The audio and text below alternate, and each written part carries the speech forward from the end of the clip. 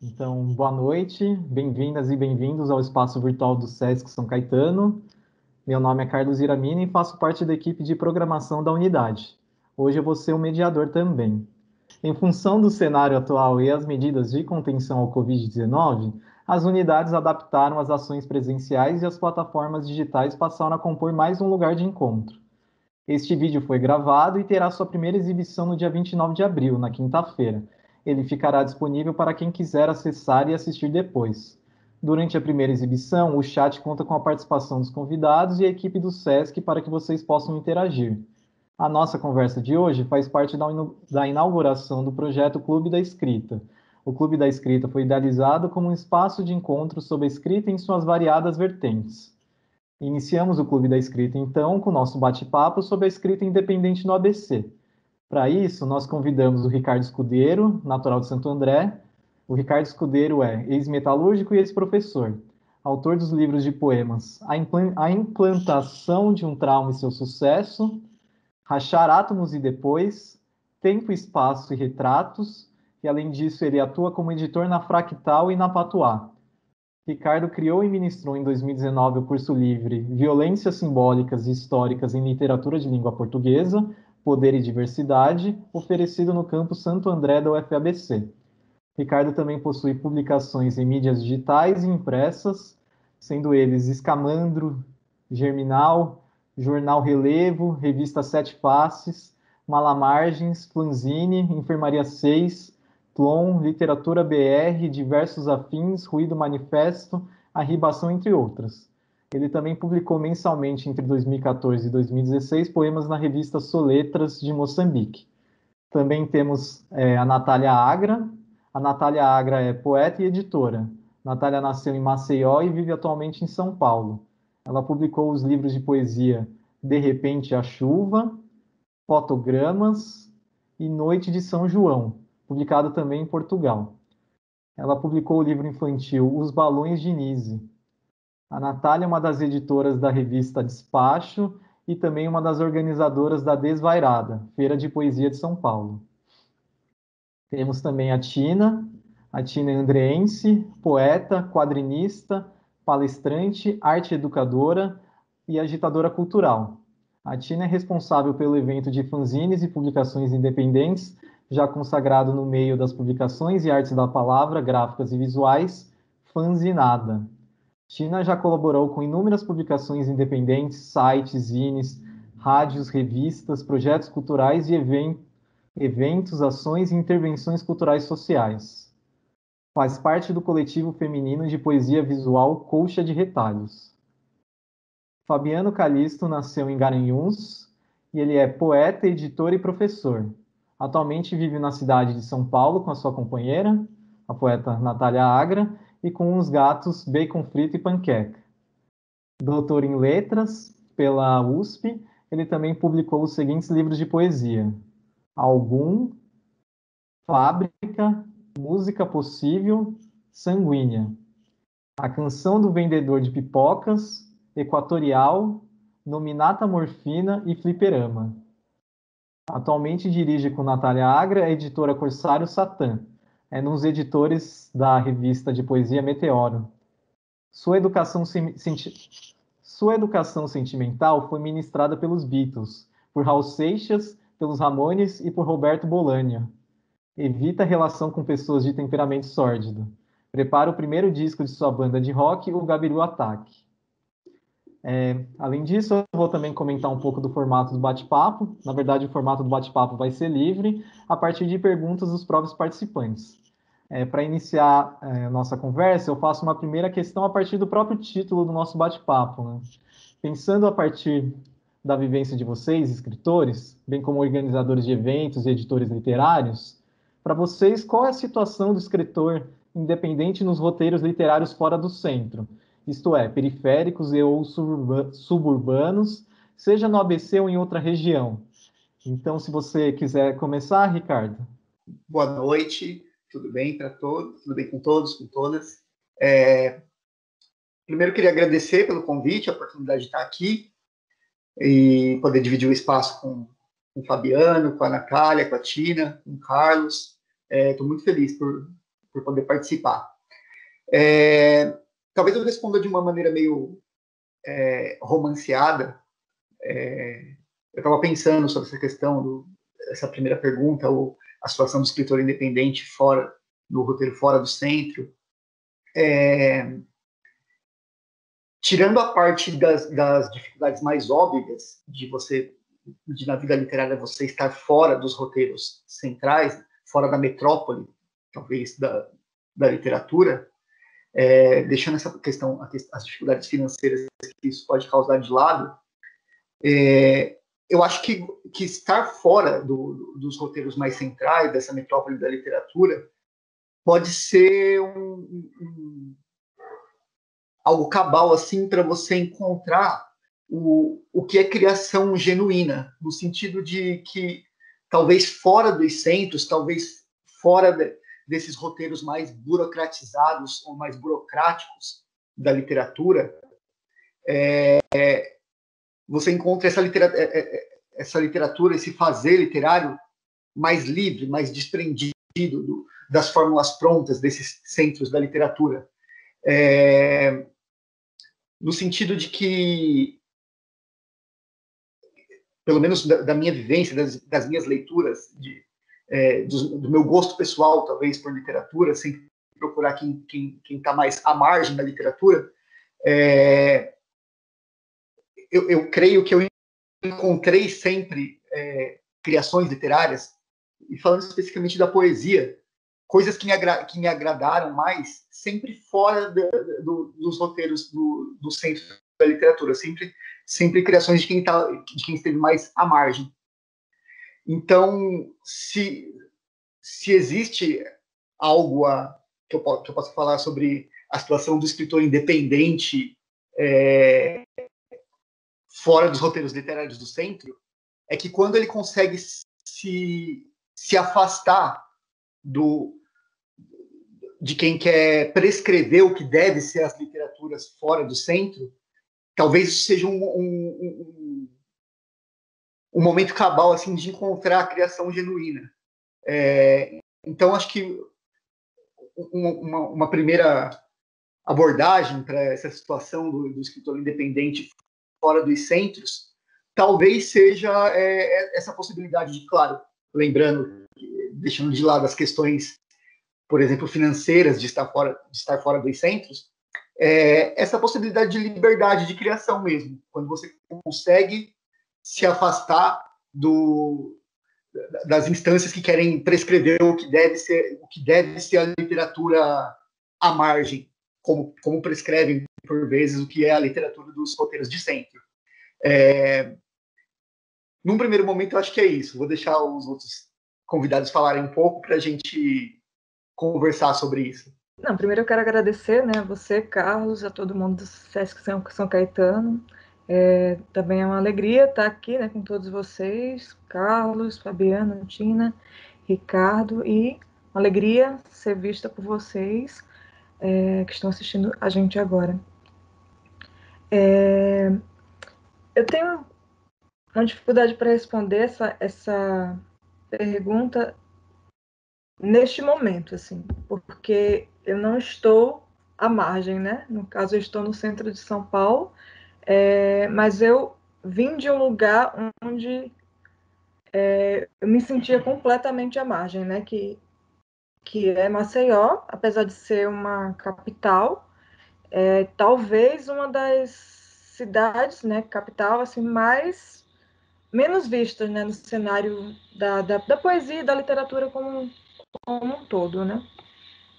Então, é muito complicado quando eu pego as duas coisas. Eu estou no centro de São Paulo hoje, eu lembro, 6 anos atrás, mais ou menos, eu estava em Maceió, e, sabe, é como se fosse um pulo muito grande que eu dei, sabe? Não que agora seja o cenário perfeito, né, a minha vida na literatura, mas é complicado responder justamente por isso, porque hoje eu não me vejo mais inserida nesse local, né, periférico. Mas eu entendo completamente isso que o Ricardo falou, né, e concordo com ele. Pode ser romantizado, sim, mas eu acho que sim, que quando a gente está nesse lugar menos privilegiado, né, mais marginalizado, a gente tende, sim, a se encontrar mais, eu acredito. Mas, ainda assim, eu acho uma resposta muito vaga. Eu acho muito complicado essa pergunta e ter uma resposta pronta para ela, sabe? Eu até pesquisei algumas coisas antes de vir aqui, né? E até pensei em escrever aqui alguma coisa para deixar pronto para já falar para vocês, mas eu achei tanta coisa bizarra em relação ao universo do escritor independente, assim. E aí sim eu vi muita coisa romantizada, sabe? Coach para você se tornar um escritor independente, sabe? Como assim um coach para você se transformar num escritor independente, gente? Nossa, eu vi muita coisa louca, assim, mas realmente o que eu tenho a dizer neste momento, para começar, é que é uma pergunta difícil e que a resposta eu acho que a gente vai construir no debate de hoje. Eu acho que vai ser muito importante para nós a gente definir o que é esse lugar, né, onde a gente está. Agora sou eu, né? Boa noite, todos e todas e todes. Primeiramente, um prazer estar aqui ao lado de tanta gente forte, fera, né? Do Sesc São Caetano, que já nos recebeu de uma maneira tão carinhosa e afetiva também. Um trabalho bem bacana com fanzine e publicação independente, que já é trabalhar a pura nata do underground, né? Ainda hoje em dia. Eu penso a questão de estar fora do centro, que a gente tem muito afeto por onde a gente está, né? Então, eu começo que o centro é onde eu tô, né? Então, eu produzo naquela região, naquele espaço, e eu penso que essa produção que sai dali é justamente lapidação, né? Existe lá todo um senso crítico, um senso literário próprio, né? Uma característica. Isso é muito bom, né? Porque é uma coisa bem de origem, né? De original mesmo, de raiz. E eu gosto muito desse trabalho com afeto, né? Porque ali você está tendo um senso crítico muito grande com a região que você está, né? Você está fora, mas você está vivendo coisas ali, né? A inspiração vem disso, né? Dessa questão. A única coisa que eu acho ruim, que é diferente, realmente a questão, como o Ricardo falou, que é financeira, né? E, de repente, a locomoção, né? De ir para um lugar ou outro, assim, mas eu vejo que a gente tem muita coisa boa e que o independente tem essa característica mesmo, né? Ele está no subsolo, né? Então, ele tem uma trajetória paralela, né? E que não impede de muitas vezes estar no centro, né, na questão geográfica, né, mas que o loco que a gente está tem muita produção, né, então, pensando no ABC, a gente tem extremos aqui, Diadema, Mauá, Ribeirão Pires, Paranapiacaba, próprio Santo André, né, que é muito grande, São Bernardo. A gente tem várias periferias, vários produtores independentes, autores de várias formas e gêneros literários, que muitas vezes as pessoas, né, do meio, do circuito literário não conhecem, mas o meio independente todo mundo se conhece, todo mundo sabe, né? Então, ele é efervescente, ele acontece. Eu acho que, na verdade, é só um modo paralelo de se ver, né? Eu acho que é meu olhar, assim, de repente, do underground. Acho que é isso, nesse primeiro momento. Olá a todos, boa noite. Ao Ricardo, ao Carlos, a Tina, a Natália. Obrigado ao Sesc pelo convite, né? O Sesc anda fazendo eventos no meio dessa crise, né? Pandêmica e também política. O Sesc anda fazendo eventos muito importantes para todas as artes, mas para a cena literária, que é uma cena tão complexa, digamos assim, né? No sentido econômico, vem fazendo bastante, isso é importante. Bom, vamos lá. Eu fiquei refletindo, eu acho que o papo está bem bom, né? Porque são visões amplas, mas eu acredito que a situação do escritor independente, né? Independente dele estar no centro ou à margem, ela é sempre muito difícil, né? Porque A literatura é uma arte muito difícil. Em primeiro lugar, a literatura é uma arte extremamente burguesa, e ainda que tenhamos todas as conquistas históricas, por exemplo, nas últimas décadas, né, de ter uma atenção maior aos artistas do underground ou aos autores de minoria, ou seja, são conquistas muito importantes, né, que abrem o caminho e abrem o leque de possibilidades da literatura brasileira. Nesse ponto, eu acho que o Brasil vai mudando aos poucos, tem alguns problemas aqui e ali, mas a cena de literatura brasileira contemporânea anda pensando esses pontos. Diversidade, né? Olhar as linguagens, os pensamentos, as poéticas periféricas. Então, nesse sentido, a cena parece que caminha bem. Por outro lado, a situação do escritor independente ela é sempre muito precária. Porque é um cara, né, que geralmente vem das camadas populares, das camadas mais baixas, como eu e Natália, Ricardo, que eu conheço, enfim, muitos outros que eu também conheço. Então, sempre, está sempre por um fio, entendeu? Por exemplo, o caso a PL que vai rolar dos Correios, da privatização dos Correios. Isso daí está deixando a galera empolvorosa, porque a privatização dos Correios realmente pode provocar o fechamento das editoras independentes, né? Porque vai encarecer, enfim, por algumas questões puramente econômicas. E fechando as editoras independentes, você acaba com a cena de escritores independentes, né? E então, eu diria que o autor independente ele está sempre a 2 lugares atrasados do olho da rua, né? É sempre muito difícil. Claro que tem acontecido um escritor mais reconhecido aqui, o outro ali, mas ainda é uma coisa muito pontual, entendeu? Não há ainda uma leitura realmente efetiva dos escritores independentes brasileiros por parte do público leitor. Mas eu acredito que a gente está começando, pelo menos está lutando para mudar isso. Mas eu acredito, resumindo, que a situação do escritor independente é complicada. No nosso tempo, Brasil 2021, com esse tipo de governo e tudo mais, né? Obrigado, gente. Obrigado a todos. Bom, agora eu, na verdade, abro a palavra a vocês, né? A partir das próprias provocações iniciais que vocês já levantaram. Alguém de vocês quer fazer uma pergunta, uma indagação para os outros participantes? Bom, antes de ir para a minha pergunta, ouvindo as respostas da Natália, da Tina, do Fabiano, especialmente nisso que a Natália falou, que ela foi pesquisar o escritor independente, encontrou coisas até bizarras, e tem mesmo coisas bizarras, tipo o coach para ser o escritor independente, torne-se um escritor independente. É bem complicado mesmo.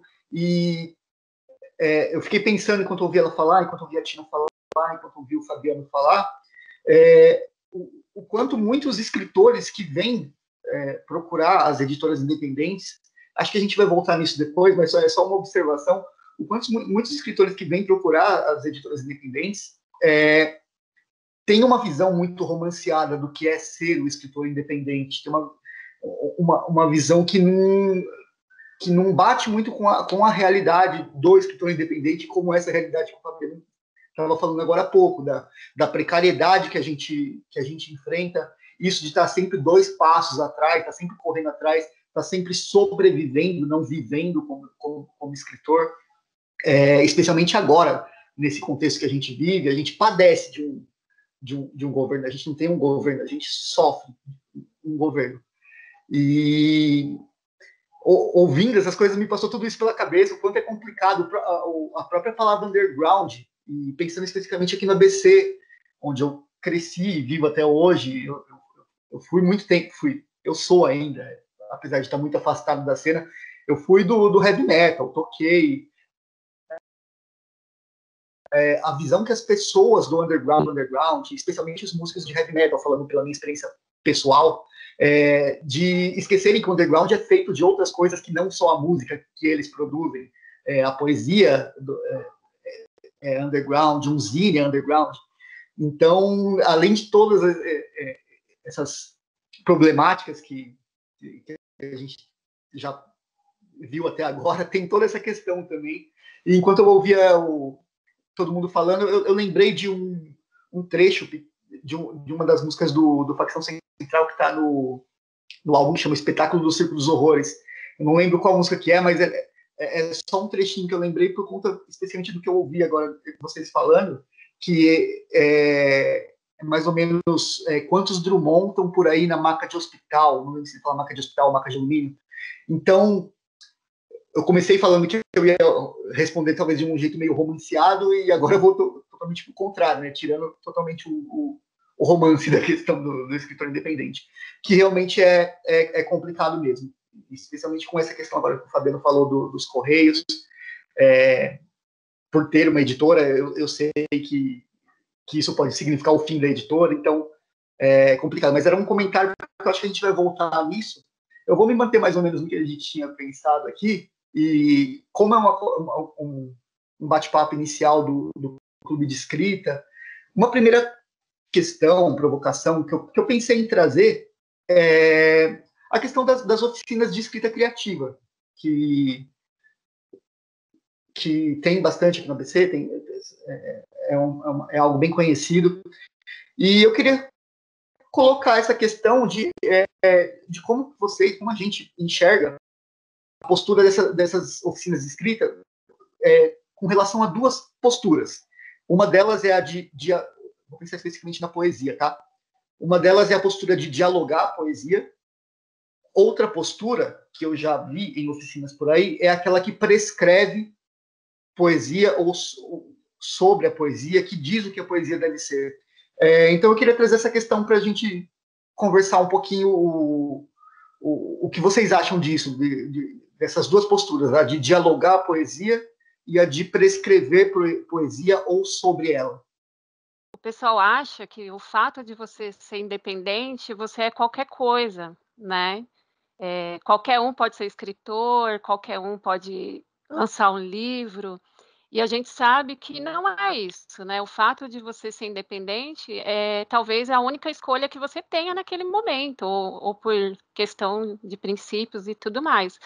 Mas não quer dizer que você não tenha lá sua bagagem, que você não conheça, que você não pesquise, né? Então, sempre as pessoas falam, nossa, mas independente, sabe? Tipo, nossa, pode ser qualquer coisa, e não é isso, né? Acho que eu só queria deixar isso em fala, e eu volto para comentar também. Bom, então eu vou começar comentando um pouco, ô Escudeiro. É uma boa questão, né? Porque nós temos uma explosão hoje de cursos de poesia.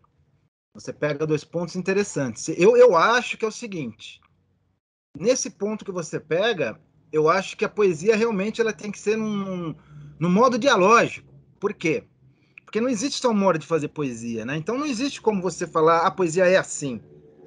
Você pode falar, a poesia pode ser também assim. Você pode seguir esse caminho se quiser, ou pode misturar esse caminho com outro, ou pode fazer um terceiro, um quarto, um quinto, enfim, né? Então eu gosto da ideia sempre do diálogo, porque a poesia, o poema, na verdade, ele é sempre uma conversa, né? Você está conversando ali com o seu leitor através da sua linguagem, através da proposta de pensamento que o seu poema vai expor. Então eu gosto da ideia de cursos de poesia sempre como dialógicos, né? É lógico também você tem que mediar um pouco, trabalhar um pouco com alguma teoria, mostrar para a galera que existe alguns conceitos antigos que os antigos seguiam, que de repente você pode misturar tal, mas o lance de caga-regra, não gosto dessa ideia de apontar, de falar, não, é assim, ponto. Não me agrada, não. Gosto da ideia do curso de poesia como experimental também, né? A galera que está participando do curso, o poeta que está ministrando o curso, vão ali construindo alguma coisa que vamos chamar assim, para o aluno ou para o poeta que está ali no curso, traga alguma riqueza, traga alguma coisa que some, que ajude ele a escrever melhor, né? E essas regras, a gente sabe que não ajudam a escrever, elas são normativas, elas prendem. Mas também, por outro lado, é bom insistir, a gente só pode subverter regras que conhecemos. Se a gente não conhecer as regras antigas, a gente não vai conseguir subverter, né? Não vai conseguir renovar aquilo que se ama, que no caso nosso é a poesia. Então, não é que você tem que falar, não interessa a tradição, as regras, nada disso. Não, interessa. Acho que você tem que conhecer para poder, inclusive, subvertê-las. Senão, complica. É isso. Não, é só para fazer um comentário rápido, pegando a esteira do que a Tina comentou antes e agora a fala do Fabiano, que existe mesmo uma questão com o pensamento de algumas pessoas de que o independente é largado e não tem trabalho por trás. E eu, enquanto a Tina falava, eu lembrei de um pensamento que eu considero muito inexato, de que algumas pessoas confundem, por exemplo, quando alguém diz que é autodidata, que é a pessoa que não estuda. E não é verdade. O autodidata ele estuda tanto quanto ou muito mais do que aqueles que têm o ensino formal. E agora o Fabiano falando da questão que não gosta do sistema cagar-regra, eu também odeio, não funciona comigo. Por outro lado, é exatamente isso. Eu abarco tudo que é pop, cult. Enquanto ele falava, eu lembrei de uma fala da Paola Carosella, em um programa que ela apresenta, que ela fala para um dos participantes: você tem uma certa rebeldia, mas para quebrar as regras, você precisa primeiro conhecê-las. E é exatamente isso o Fabiano falou. Então, é isso, né? O sistema caga-regra não é legal, mas tem um estudo por trás. Existem coisas que foram feitas, aliás, coisas milenares que estão por trás da poesia, que é legal você conhecer se você quer fazer poesia. E era só isso, vou deixar continuar. Sim. Não, eu fiquei pensando muito nessa pergunta. Eu sempre gostei muito de escrever, sendo que eu demorei muito a entender porque eu gostava de escrever. E assim, eu concordo com vocês, não gosto dessas regras, né? Não gosto. Talvez por isso hoje eu não faça tantos cursos quanto eu fazia 5 ou 6 anos atrás, 7 anos atrás. Mas assim, foi fundamental para mim, em um certo momento, fazer laboratório de poesia, fazer laboratório de prosa, fazer outras oficinas, enfim, foi fundamental para perceber que eu queria escrever. Entendeu? Mas eu entendo quando vocês falam dessa coisa de cagar regra, sim. E esse foi um dos motivos. Assim, eu acho que quando eu percebi que eu queria escrever, eu falei, não, eu posso andar sozinha. Claro que eu posso andar sozinha, mas eu vou continuar pesquisando da minha maneira, mas eu não quero que ninguém fique medindo o que eu vou fazer, sabe? Então, é complicado, né? Quando você chega nesse momento e percebe que aquilo é insuficiente para você, né? Então, eu acho importante, sim, que haja essas oficinas, os cursos, formadores, né? E acho que tem um boom, né, por causa disso, de escritores hoje, mas eu acho, sim, que o próprio escritor tem que entender o momento de parar, assim, para seguir sozinho, sabe? Eu acho isso importante.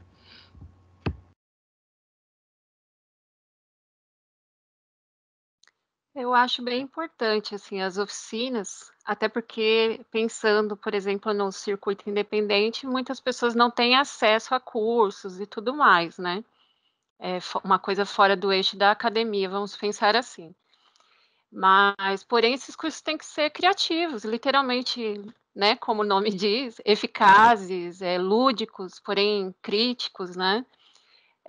Algumas vezes o curso dá a impressão que vem pronto de como fazer poesia, né? Então, eu penso que a poesia é algo muito visceral, né? É muito de pessoa para pessoa, assim, né? Se você pegar um poema, 10 pessoas vão ler, 10 pessoas vão entender de forma diferente, né? Então, é isso. Então, você está lá com uma provocação, com uma fórmula, né? Mas é muito importante você conhecer, claro, o que você está fazendo, né? Faz todos os sentidos, didáticos, poéticos, né, tudo mais dessa literatura. O que a gente vê hoje é que tem muita gente se aproveitando disso, né? Então, acaba que perdendo um pouco, né? Então, aquela coisa que era para ser lúdica, como, por exemplo, trabalhar poesia com criança é mágico, né? Então, ela não tem regra nenhuma, praticamente, ela não tem os conceitos, não tem nada, e ela cria, né? E aí você chega lá com aquela coisa kit pronto, tudo mais, você vai sair mais um pensando igual, e aí eu acho que isso é muito ruim, né? Porque a graça justamente é o diferente, né? O que chama atenção, a interpretação do texto, que creio que está faltando bastante até no meio da poesia, assim. Eu sei lá, eu sou meio suspeita assim, para falar. Eu acho que é isso. Tá, eu vou perguntar então agora.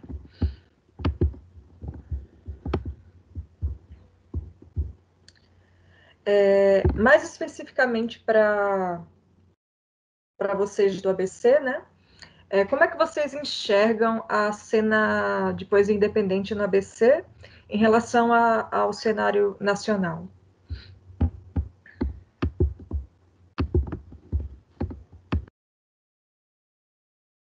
Quem começa?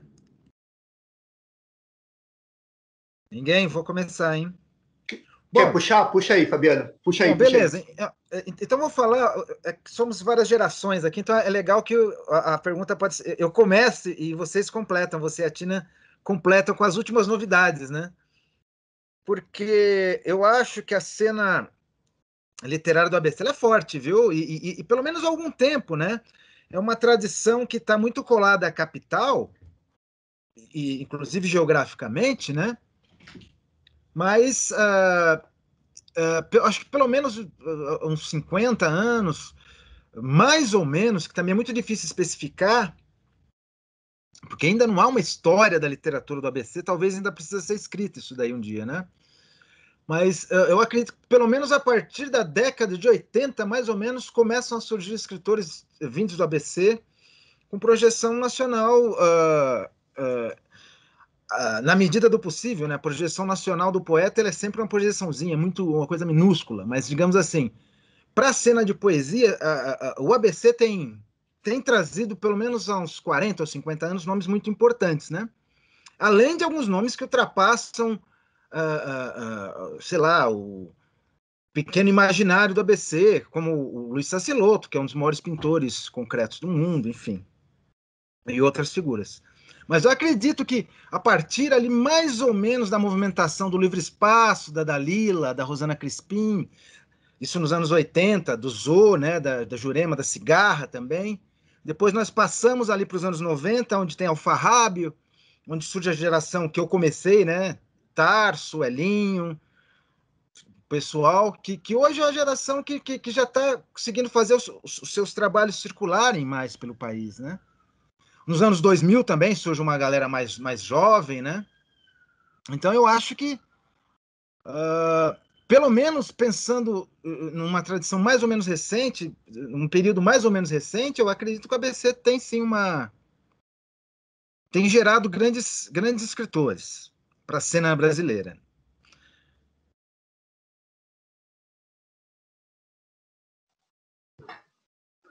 Eu vou pegar aqui a esteira da fala do Fabiano, que puxou aí lá dos anos 80, a Dalila, a Rosana Crispim, que são as primeiras referências que eu vou ter de literatura e talvez especificamente literatura independente, porque elas, para mim, elas são a literatura independente aqui do ABC. Uma Alfarrábio, por exemplo, o que fez e faz pela literatura é o que vem a ser a minha primeira referência de literatura aqui no ABC quando eu passo a me interessar mais conscientemente por literatura. Porque acho que eu me interesso desde as primeiras memórias lá da escola. Mas quando eu começo a me interessar mais conscientemente não só pelo consumir, mas pelo fazer literatura, todas essas referências que o Fabiano citou vão ser as minhas primeiras referências, inclusive o trabalho do próprio Fabiano. E depois a gente vai se encontrar e conversar sobre isso. O Hélio, que ele citou, usou, Tarso. Então, o ABC acho que tem uma tradição fortíssima na literatura, e o que eu fiquei pensando sobre essa questão que a Natália trouxe,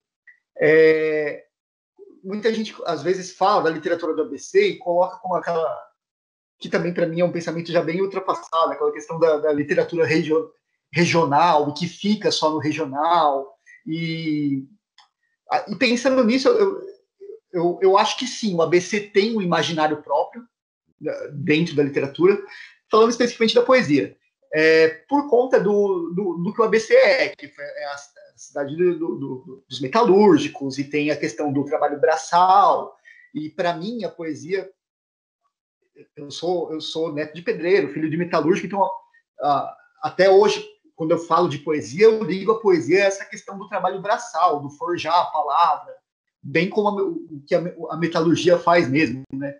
E acho que tem isso no imaginário do ABC, para muitos dos autores. Só que eu acho que isso não faz a literatura do ABC ser aquele regional no sentido restritivo do termo regional. Acho que o ABC fez e faz uma literatura que, sendo regional, ela expande o ABC, por conta mesmo do que é a literatura do ABC. O Fabiano trouxe esses nomes aí, e eu incluiria alguns outros nomes agora que são dos que estão chegando agora, por estar falando disso do ABC ser regional, só que expandir o ABC nesse ser regional. Eu trago os nomes de outros poetas, outras poetas, a Mariana Godoy, minha companheira, a Gisele Maria, que eu editei, o Hélio, que é um cara que está há tempos, que o Fabiano citou, e que produz incessantemente, é um nome da literatura aqui no ABC, né? Então, eu acho que é isso. Existe esse imaginário do ABC, só que é um imaginário que expande o ABC e não torna ele só regional. Vou deixar a Tina falar um pouquinho aí também. Eu também acredito que a Dalila Alfarrábio tem, nossa, é um templo, né, literário. Foi a mãe, né, da maioria, de todas as gerações, pelo menos que eu conheço por aqui, alguém passou por ali, e salve Dalila, entre outros e outras, né? Mas eu vejo o ABC, assim, passando de gerações, e eu já pego algumas também, ela vai se renovando, né? Ela vai se moldando. Então, quando eu pego lá no final dos anos 80 com 90, era uma situação, né? Era outro momento. E agora a gente vê os poetas e escritores se renovando, buscando coisas e sendo conhecidos bem fora. E eu vejo que, ao contrário, as pessoas do ABC não conhecem e, e de fora conhecem, né? Por exemplo, o Ricardo faz bastante coisa com Portugal, eu faço bastante coisa. E eu tenho um trabalho com poesia em quadrinhos, então acaba abrangendo outro público também, que não é só o literário, é o dos quadrinhos. E aí você vê que aquilo vai moldando a característica do local, né, também, mas não deixando você estar fora de outros locais. O que eu acredito e vejo, principalmente pela questão da poesia em quadrinhos, e a poesia que eu gosto também, é que a gente no ABC é muito politizado, né? E não que seja diferente de outros espaços e locais. A gente tem uma vivência próxima, né, da questão da metalúrgica, das indústrias, da petroquímica, né? Quem mora aqui na região sabe. Então, a gente vive várias coisas, né, ligadas a questões ambientais, como Paranapiacaba. Isso é muito comum entre a maioria dos escritores que a gente conhece aqui, né? Então, todos têm uma questão ligada à região muito forte e, ao mesmo tempo, com a política que está acontecendo no país. De repente, por ter sido berço, né, do Partido dos Trabalhadores, o movimento de esquerda muito forte e tudo mais, isso reflete muito na nossa escrita, né? E acaba que isso vai passando a gerações, de repente de forma muito poética, né, muito sublime, sutil, mas ela acontece ali, né? Não tem como você discutir, por exemplo, num evento literário, que a gente não acabe fazendo alguma questão, né, ligada ao trabalho e tudo mais. Então, eu venho também do berço do movimento punk, então isso é muito visceral também, né? A questão política. A questão feminina, nossa, das mulheres, que nem o Ricardo falou, a Gisele, uma poeta nata, né? Penélope, entre outras mais, as minhas parceiras do coletivo, né, que são poetas também. Então, a gente vê que a gente tem como eu posso dizer, uma própria história para contar que as pessoas ainda não conhecem, né? Então, às vezes você é muito conhecido fora do ABC e aqui as pessoas não conhecem. E ao contrário, a gente constrói essa história junto com vários coletivos que de repente falam linguagens diferentes, como hoje a gente tem muito slam, né? Então, tem uma galera, por exemplo, mais antiga não conhece, mas a gente, como está em movimento, está ali também.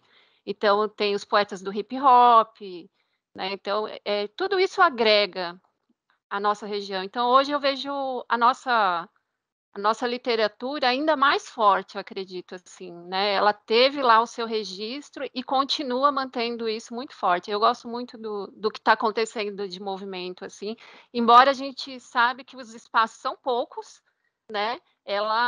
Você passa numa quarta-feira ali perto da estação do trem, deve ter 1.000 pessoas ali nos slams, né, tal, e efervescente, né? Uma molecada nova, e ao mesmo tempo pessoas já tem uma bagagem. Eu gosto muito de saber que a gente está em movimento.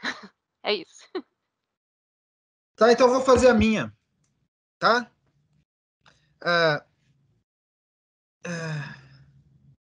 Vamos lá. Essa é para todos nós, para a gente pensar e responder junto, mas para todos nós que trabalhamos com independente.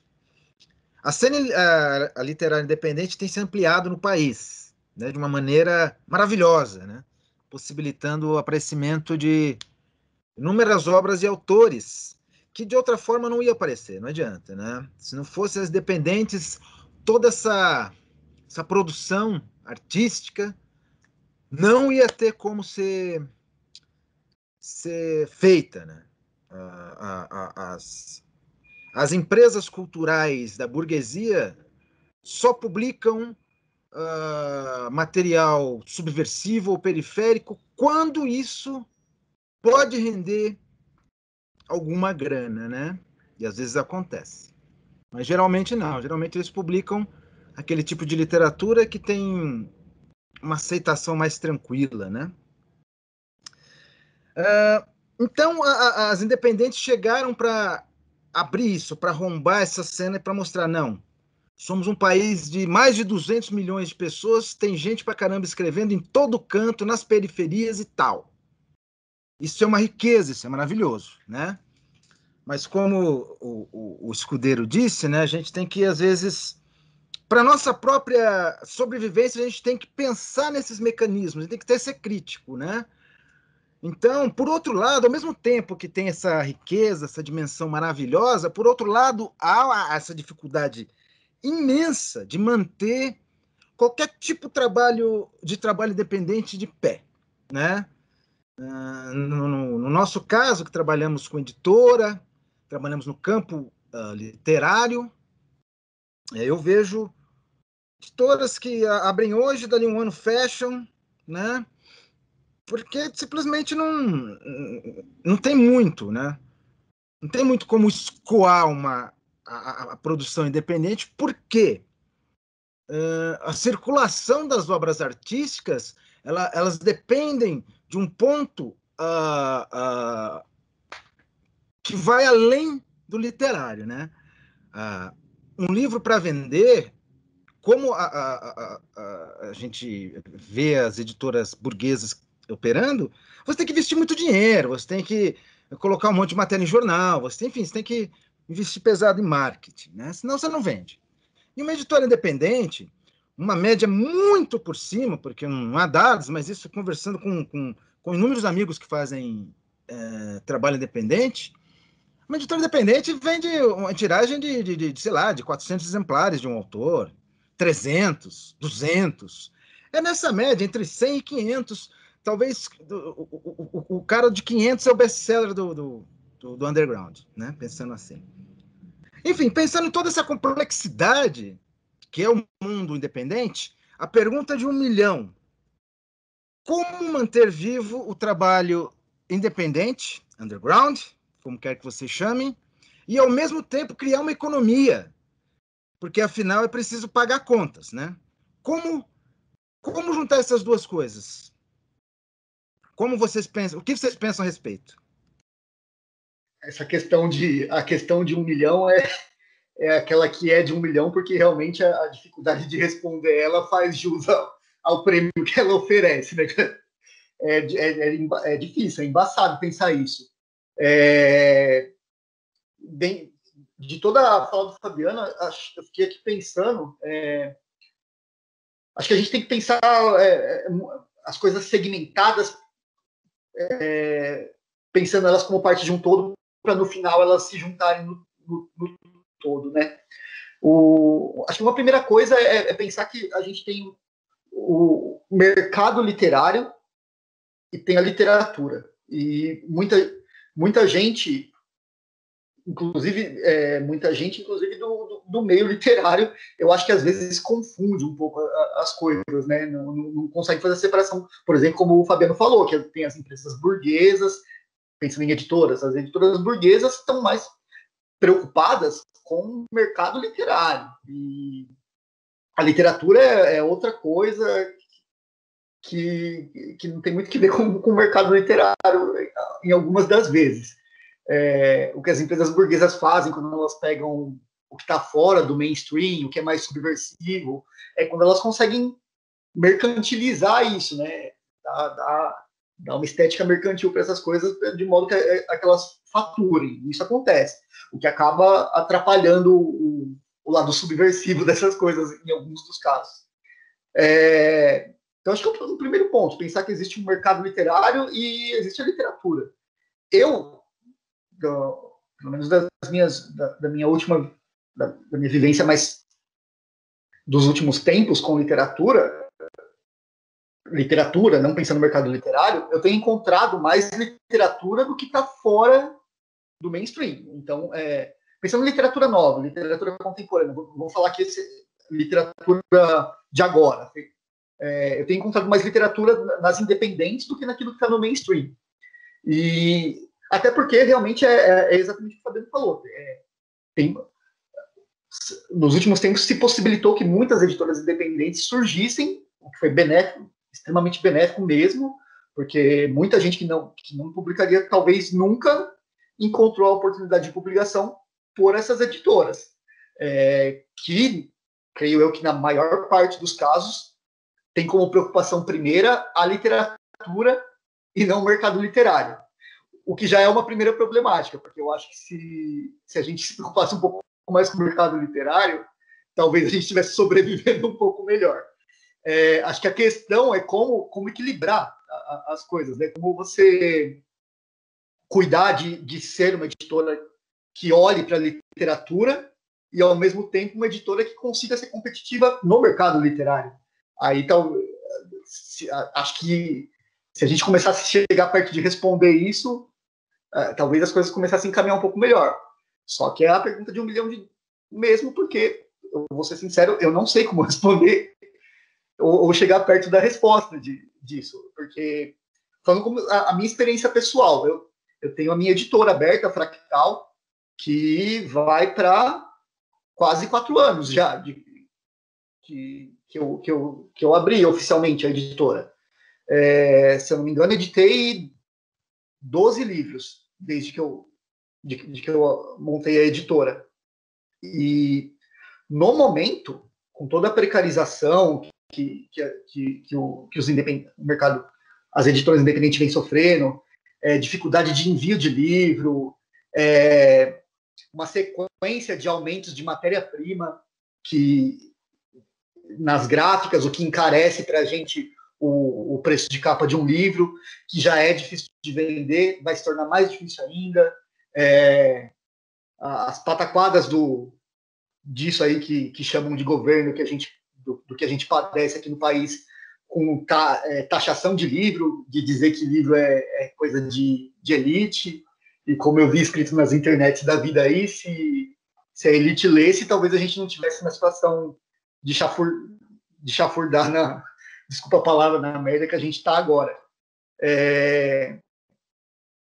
E eu acho que é muito isso. Falando da minha experiência pessoal, o que eu estava dizendo é que eu estou com a editora aberta ainda, só que no momento a minha editora está inativa. Eu não consigo publicar, não tenho respondido originais, porque financeiramente, no momento, está complicado para mim conseguir trabalhar com a minha editora.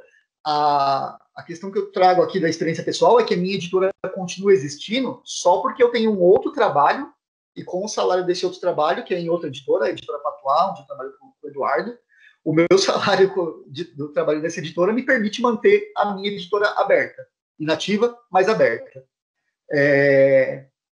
Então, é extremamente complicado mesmo.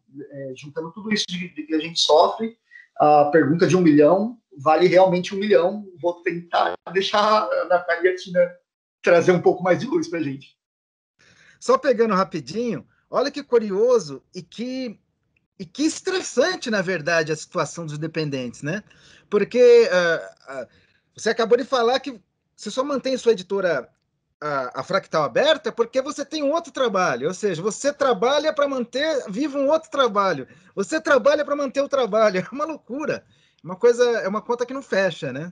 É muito curioso, mas a gente também é assim, a gente acaba tendo que ter outro trabalho para poder manter a editora, que funciona mais como um sonho, né, na verdade, que é uma aposta cultural nossa, né?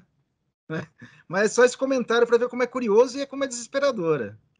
Não, eu só ia fazer um comentário rápido, que o Fabiano fez essa fala, e eu trabalho em outra editora para manter a minha, e sendo que a outra é independente e está passando por dificuldades por conta de tudo que a gente vem vivendo, de tudo que eu falei. Então, vai virando uma bola, né? A gente mantém um sonho, que é um sonho cultural, e o Fabiano trouxe essa expressão sonho cultural. Eu acho que para chegar perto de responder a pergunta de 1 milhão, como o Fabiano em algum momento falou no questionamento dele, como a gente escoa isso, como a gente traz leitores, como faz para manter, e sendo talvez um pouco romantizando de novo as coisas, talvez tenha que ter revolução cultural. As editoras independentes, elas, além da questão de trazer a oportunidade de publicação para quem nunca teria no mainstream, eu acho que as independentes são responsáveis, sim, e tem que ser mesmo, por boa parte, pelo menos do meu contato pessoal, de formação de leitores.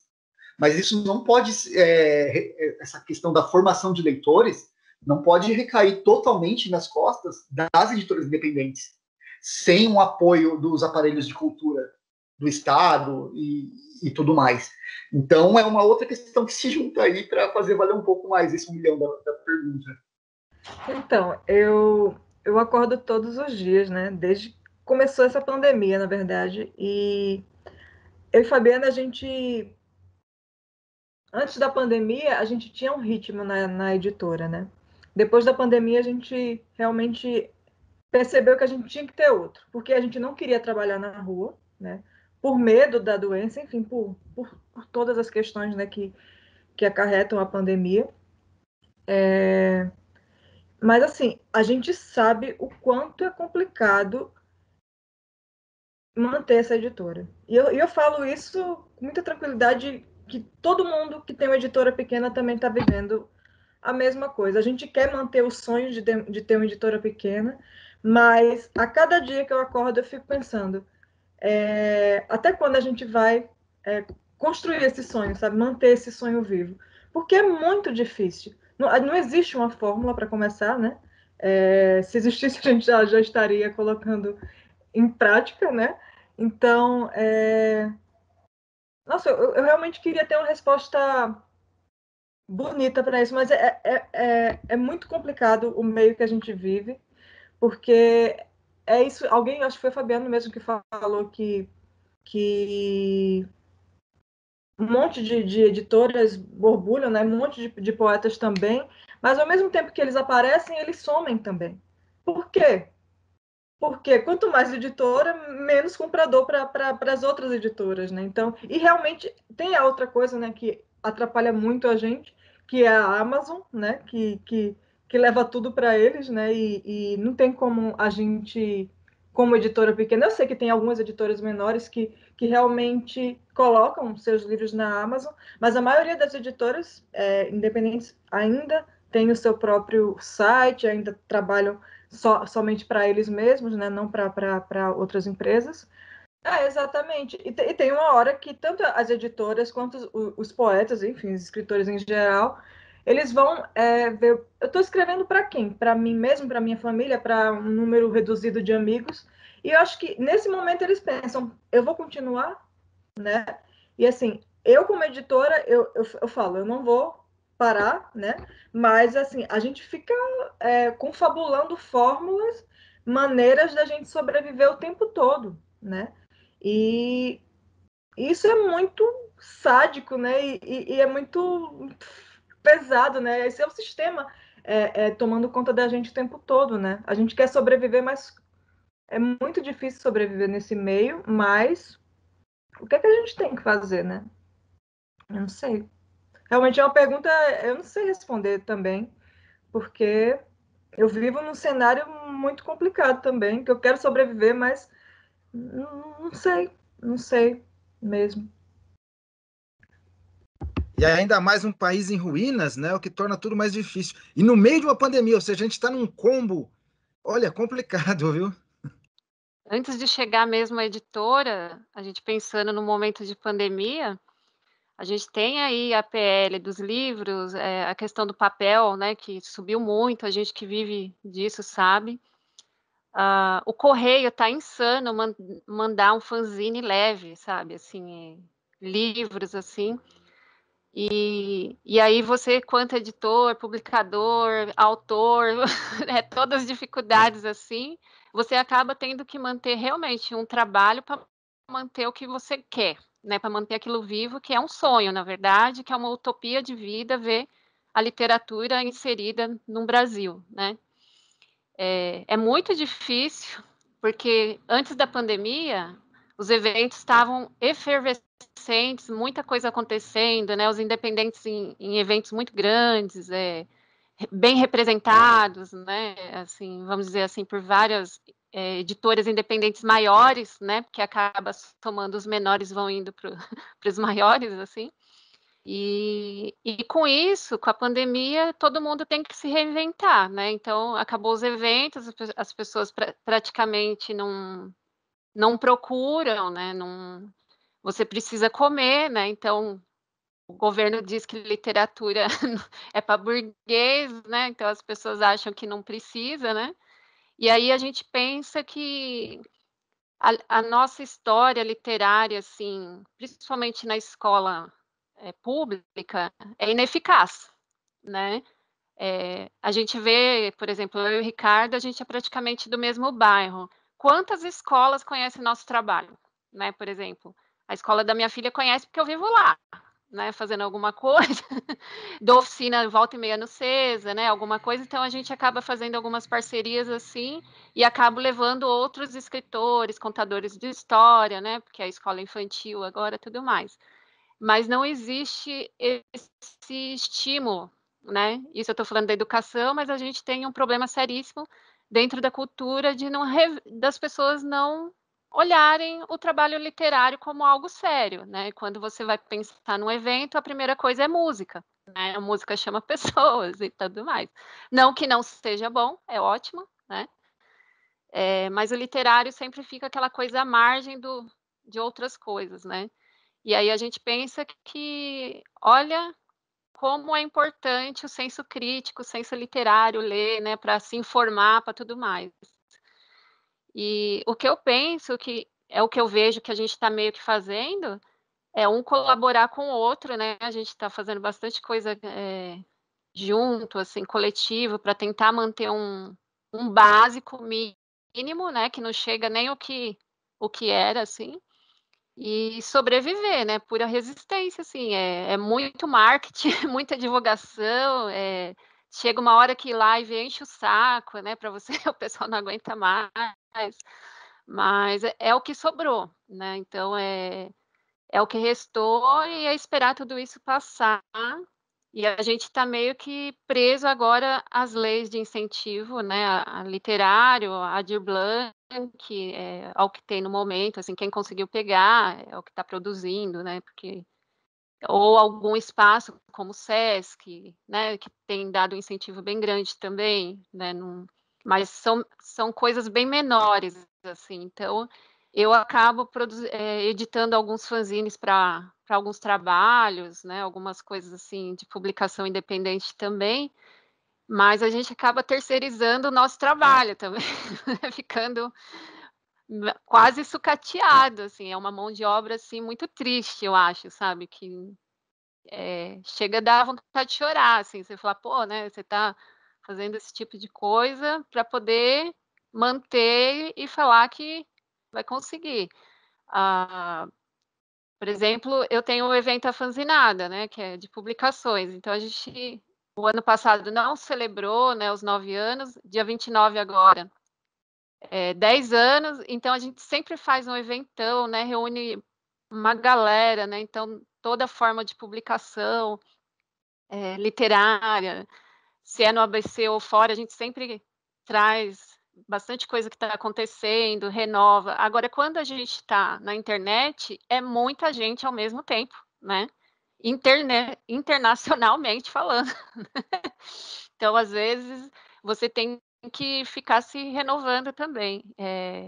O que eu falo é que a gente está numa situação caótica, que eu acredito que depois vai demorar um pouco, né? Mesmo quando retornar, assim, uma dificuldade para a gente retornar, assim, ao que era, o que a gente estava chegando, que já era de luta de muitos anos, assim, porque a gente estava num momento muito bom, né, das publicações, até pela queda das grandes editoras, acredito, né, que estava também devendo e tudo mais, e aí as pessoas começaram a publicar também de forma independente, que entenderam que ela poderia se autopublicar, e aí eu vejo que depois a gente vai ter uma não só agora, como depois a gente vai ter uma dificuldade também, pelo menos é o que eu acredito. No momento é no money, no dreams. Deixa eu pegar aqui, ainda pegando nessa coisa, porque é tão absurda a nossa situação, eu sou aquele que vai jogar o balde de água fria, né, escudeiro? Mas, enfim, como vocês falaram aqui, cada fala falou, mas a gente tem uma taxação absurda, né?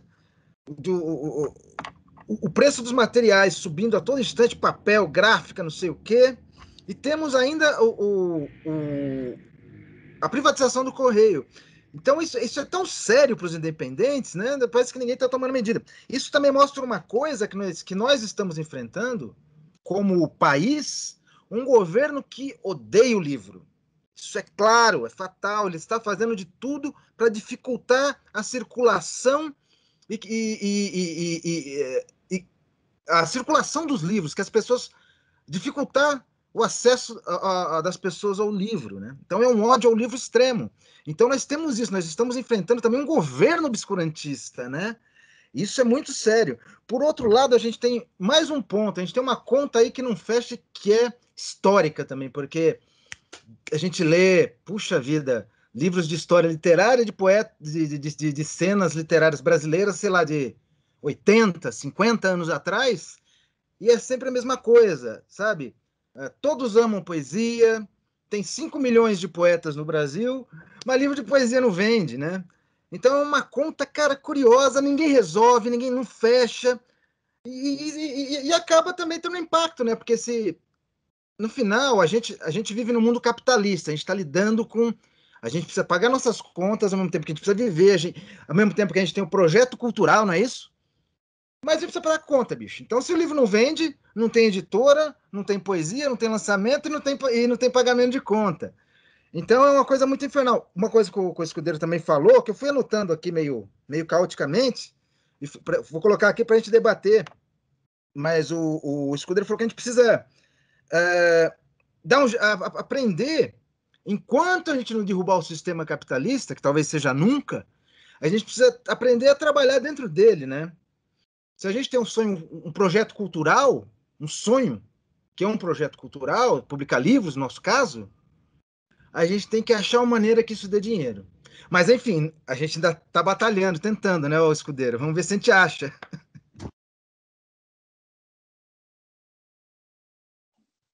Pô, eu vou pegar aqui a esteira da fala do Fabiano e da Tina.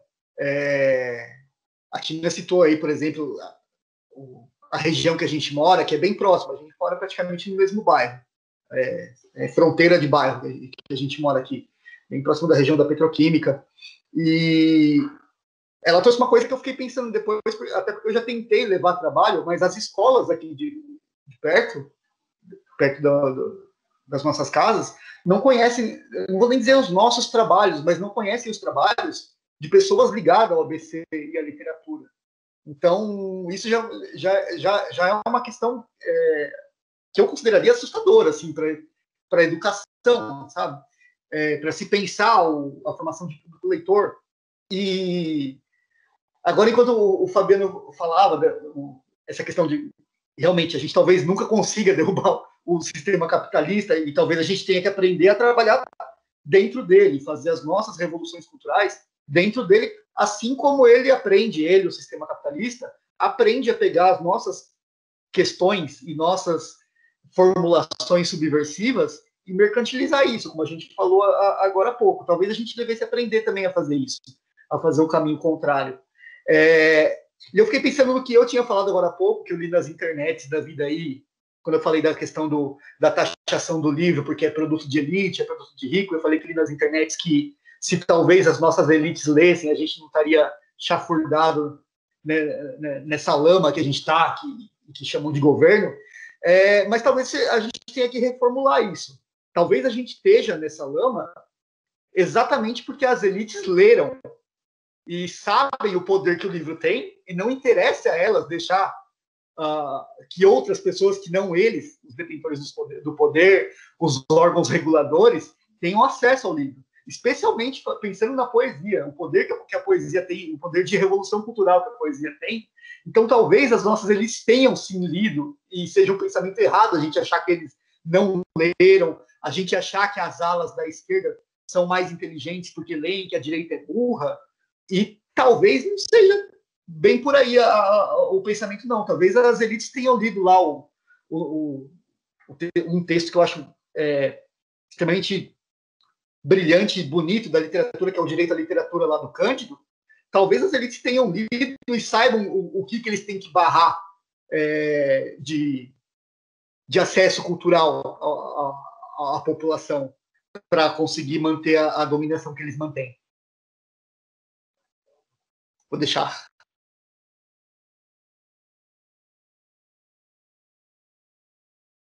Vou perguntar para o Ricardo. Como é vizinho, né?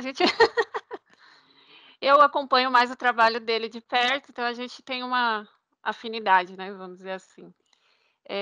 A gente já participou de evento com mulheres, para mulheres, né? E a gente ainda vê que as mulheres, embora a gente está numa luta, né? Tem todo uma pseudo-revolução entre tudo mais, o universo ainda é machista, e dentro da arte não é diferente.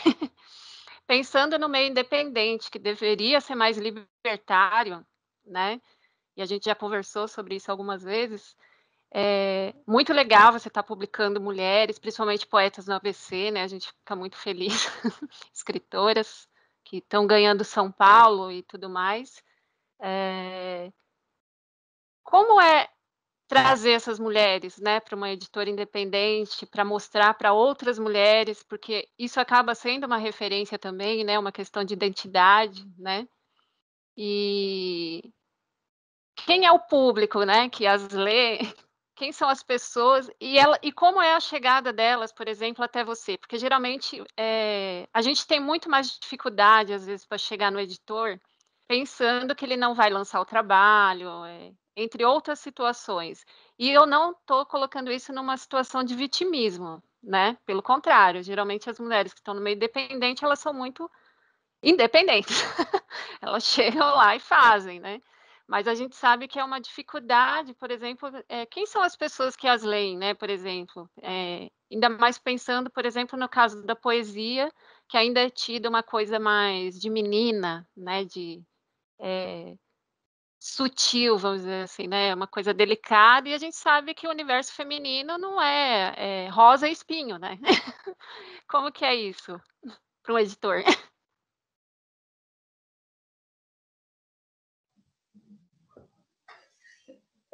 Então, eu vou começar respondendo a partir de uma parte da sua fala, né? Que você comentou em algum momento que tem um pensamento prévio das mulheres ao pensar em mandar um material para um editor, ainda mais quando sabem que o editor é um homem e é um meio dominado predominantemente por homem, e seja o mainstream ou o independente. Agora, eu vejo muitas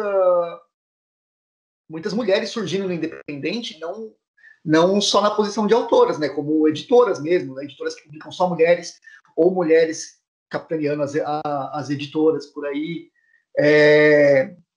Então, acho que as coisas estão caminhando para mudar para muito melhor. Uma primeira questão,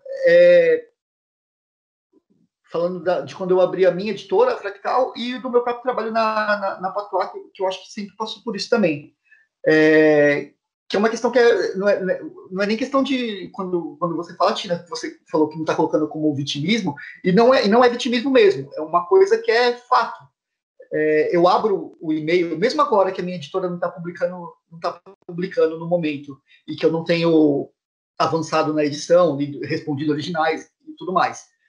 Mas se eu abrir, sei lá, uma vez por mês o e-mail da minha editora de recebimento de originais, sem preocupação de chutar alto, cada vez que eu abrir no mês, é quase que 90% de certeza que, sei lá, em torno de 95% dos originais enviados são de autoria masculina.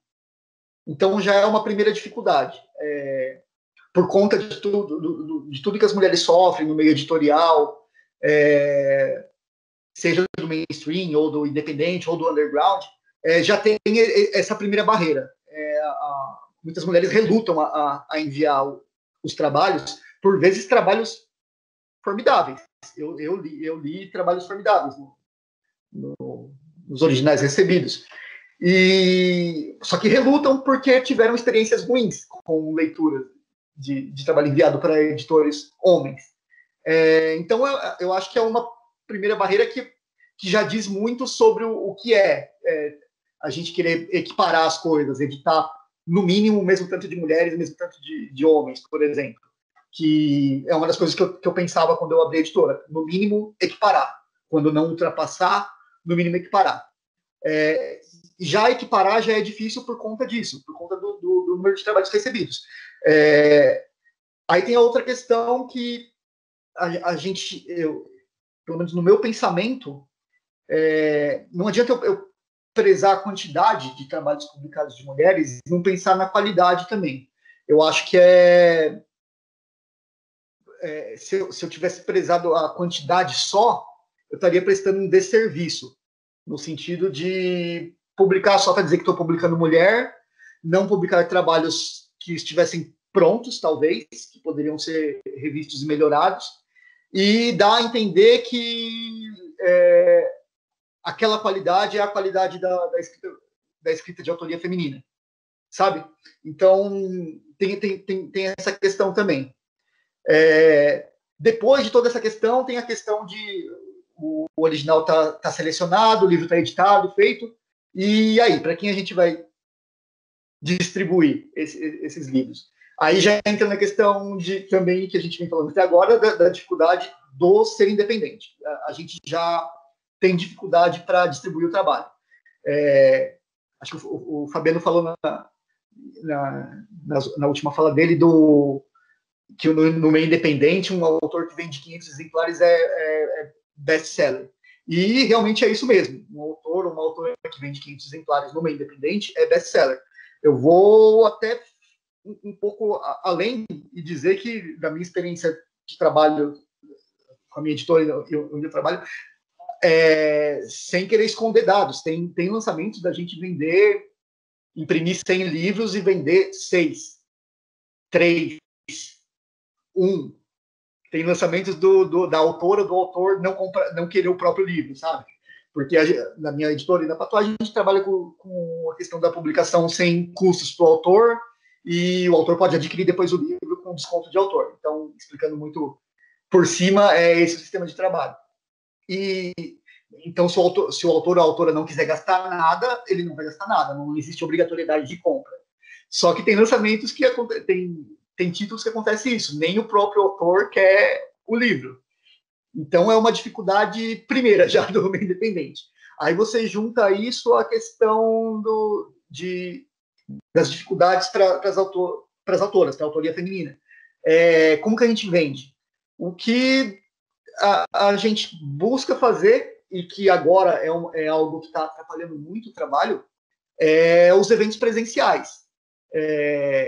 Sei lá, o catálogo da Fractal, como eu disse, deve ter 12 títulos, pelo menos metade de autoria feminina, se eu não me engano. E eu tenho a oportunidade de participar de um evento. Eu buscava levar, talvez, os de autoria feminina, sabe, para divulgar mais, se eu tivesse a oportunidade. Oferecer mesmo os livros de autoria feminina, sabe? Incitar as pessoas a conhecerem o trabalho, porque isso não é só questão da autoria feminina. No meio independente, a gente acaba vendendo para quem é do meio. Eu participava de um evento, eu vendia para a banquinha da editora que estava do meu lado e comprava dela, sabe? Como uma troca. Mas o meio de distribuir era esse, tendo a oportunidade, levar, colocar à frente, demonstrar que tem autoria feminina, incentivar as pessoas a conhecerem, e buscava sempre participar dos eventos em que a autoria feminina estava em voga. Participei o último, acho que do Sesc, organizado pela Penélope Martins, inclusive com você, né, Tina? Que foi o evento que a Penélope organiza lá anual, e, se não me engano, foi um dos últimos que eu participei presencial. Levei só os livros que eram de autoria feminina do catálogo, e, na medida do possível, dentro do que é venda para o independente, foi um bom evento. Foi um evento que consegui distribuir os livros. E é mais ou menos assim que a gente vai fazendo.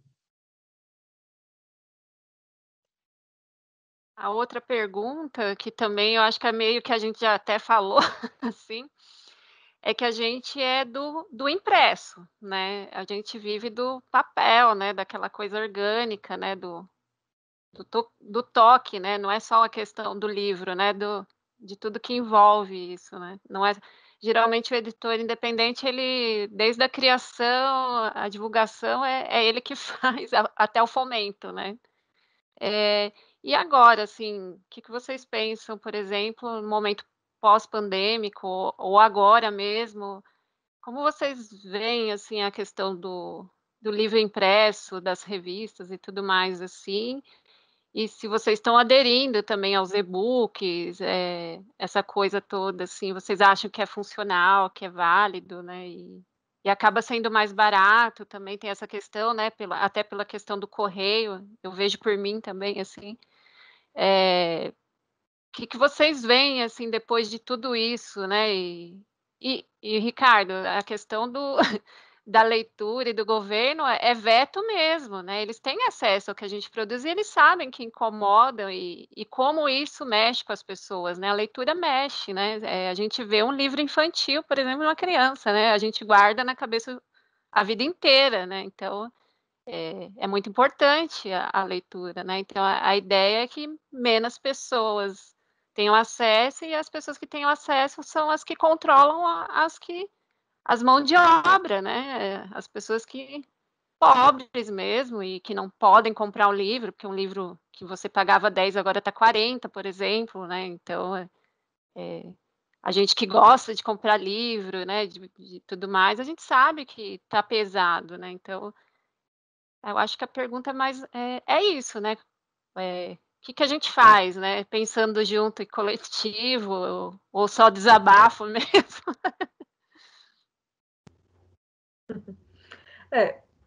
Aqui na Coursera a gente não abre mão do impresso, né? Acho que nenhuma editora faria isso, eu acho. Mas é claro que a gente pensa em outras maneiras de levar a poesia ao público, né? Então, primeiramente, a gente faz o que era um zine até pouco tempo, agora a gente resolveu chamar de revista, que é a Despacho. Está indo agora para o 7º número, né? E é um zine, revista virtual, né? Que você pode baixar. E eu acho que isso atrai muito público. Eu acho que quando as pessoas veem coisas de graça, atrai mesmo, né? E isso faz com que as pessoas observem o entorno, né? Então faz com que, eu vou olhar o site, vou baixar isso aqui, mas eu vou olhar o site, vou na loja ver o que é que tem de interessante e tal. Então eu acho que essas medidas, eu acho que são importantes para atrair para o que interessa, né? Que é a venda, né? Que a gente precisa realmente sobreviver da editora, né? Senão não tem porquê ela tá aberta ainda, né? Mas outras coisas, tipo e-book, a gente ainda não, quer dizer, a gente ainda não fez, mas a gente já começou a pensar, porque realmente tem grande adesão. Acho que muita gente hoje lê muito livro no EPUB, né?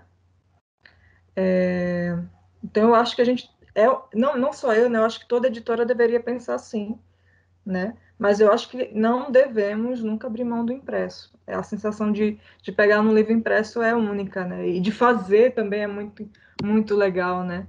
A gente está com os 2 nossos lançamentos, né, de agora, né, os 2 livros, e foi muito estranho pela primeira vez não ter podido pegar no boneco do livro, né?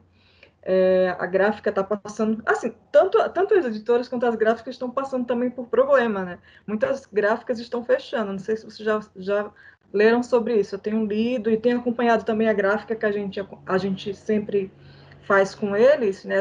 A gente sempre faz com a mesma gráfica por enquanto, e a gente percebe como mudou nessa pandemia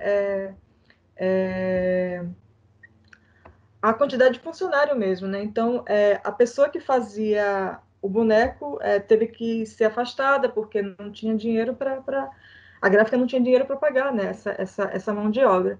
Então, até nisso é esquisito, né? A gente vai ter que fazer uma prova virtual, uma prova digital, porque a gente não teve acesso ao boneco do livro, né? E assim, eu acho que a gente tem que ser resistente sempre, porque o impresso não pode morrer. Eu acredito que não vai morrer, né? Até lembrei em algum momento que vocês falaram aí eu sei que não foi nem de livro de poesia, nem de literatura, enfim, mas foi de livro didático. Não sei se vocês lembram que o Bolsonaro falou que livro era um amontoado de coisas, um monte de coisa escrita. Vocês lembram disso? Que ele falou até do Paulo Freire, que tinha que mudar essa lixaiada de educação aos modos do Paulo Freire. Imagina, gente, a gente está lidando com um negócio tão absurdo, né? Então, a gente está aqui falando sobre literatura independente, não tem resistência maior, né? Eu sei que essa palavra está extremamente gasta, mas eu acho que sim. Eu acho que cada vez mais a gente tem que manter, sim, a resistência viva. É isso. Bom, eu acho que para completar, acho que a Natália acho que já falou tudo, assim, porque temos a mesma editora, né? Então, mais ou menos isso também. Eu gosto mais do impresso, mas pode ser que seja geracional no meu caso, né? Eu não sei como as novas gerações vão se adaptar ao digital. Talvez se adaptem melhor, né? Melhor que a gente, não sei. Mas eu ainda prefiro o velho e bom impresso. Não, eu vou na esteira da fala do Fabiano. Eu prefiro o impresso também. Não, apesar de usar os formatos digitais, especialmente quando é leitura de texto acadêmico. Agora eu retomei estudo de mestrado, então muito texto que eu uso o formato digital, até por dificuldade às vezes de encontrar, de valor de livro mesmo. Mas quando é possível escolher, quando é por preferência, eu eu opto sempre pelo impresso. E na esteira do que a Natália falou também, acho que é bem o que a Natália falou, as pessoas vão atrás do, sei lá, do que é gratuito, do que é o digital, está ali disponível, elas olham o entorno. Então, tem muita gente que acha que, às vezes, o formato do livro digital vem para matar o impresso, é a morte do livro impresso. E eu já acho que não. Eu acho que muita gente se interessa pelo impresso via o digital, se não pelo adquirir a própria cópia impressa do que o digital, mas o digital às vezes te faz olhar o entorno e se interessar por alguma coisa. Então, acho que essa é uma via interessante. Eu não optaria, por exemplo, quando eu conseguir retomar os trabalhos com a editora, eu não optaria por priorizar o digital, mas talvez eu pensasse sim em trabalhar junto. Eu ia tentar pegar o gancho nessas falas do digital, impresso, e do que existe ainda impresso, e a gente tem aqui aquela pergunta que eu formulei e mandei para vocês, do jornal aqui, né, da região, que é o Diário do Grande ABC. É um jornal que eu considero razoavelmente conhecido a nível nacional. Existe até hoje impresso, pelo menos do meu contato próximo aqui com as pessoas do ABC, as pessoas leem o Diário do Grande ABC impresso mesmo. Elas gostam de ir até a banca, comprar o impresso, isso pelo menos antes do mundo estar fechado. Quem está fazendo o afastamento agora, a quarentena, quem pode ficar em casa não tem nada para comprar jornal. Mas as pessoas daqui do ABC gostavam de ir na banca, comprar o jornal e ler o impresso. Eu conheço muita gente que lê o Diário do Grande ABC impresso. E quando eu estava pensando nas questões, nas provocações, eu lembrei que o caderno de cultura e lazer do Diário, ele traz esporadicamente matérias sobre a literatura, não só aqui do ABC, mas sobre literatura, mas ainda sinto que não é uma coisa muito buscada pelo jornal. Às vezes a gente tem que fazer um contato com alguém, ver como que funciona, a gente vai ter o lançamento, a gente avisa que vai ter, não é uma coisa que tem uma pesquisa por parte do jornal, talvez, eu acho que talvez fosse interessante ter, sabe? Já que circula, já que pessoas consomem esse jornal impresso, talvez fosse interessante que ele tivesse um trabalho de mais constante de divulgar literatura. E esse mesmo caderno de cultura e lazer tem um espaço que publica poemas. E eu lembrei que eu fui informado que eu podia mandar o poema, por exemplo, porque o jornal publica tudo que chega. E na época eu fiquei pensando sobre isso, o publicar tudo que chega, sabe? E resolvi trazer esse questionamento. Essa questão, essa maneira de seleção, pensando especificamente em poesia, essa maneira de seleção, que na verdade é não haver seleção, e eu pensei em trazer esse questionamento: o quanto isso é benéfico e o quanto isso é não benéfico para a poesia. Pois é, eu acho uma ótima questão essa daí, o Escudeiro, porque dá uma ideia, né?